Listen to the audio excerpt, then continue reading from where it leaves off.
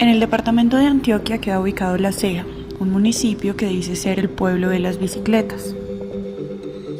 Aquí, la cuenta de bicicletas asciende a los 40.000 ejemplares y es el medio de transporte número 1 del pueblo.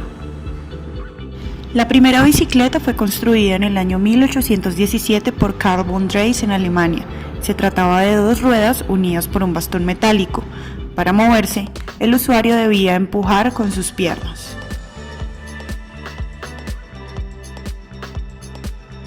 En 1830, en Escocia, Thomas McCall agrega un sistema de poleas a la rueda delantera y cambia el tamaño de la rueda trasera por una más grande.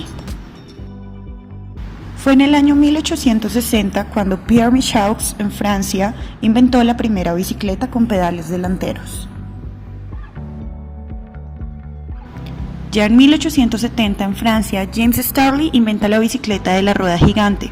Sin embargo, el conductor no podía cargar mucho más que su propio peso.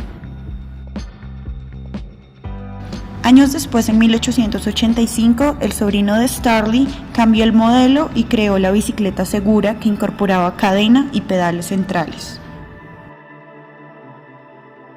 A Colombia, las bicicletas llegaron más de 100 años después de su primer prototipo y eran un medio exclusivo para personas adineradas.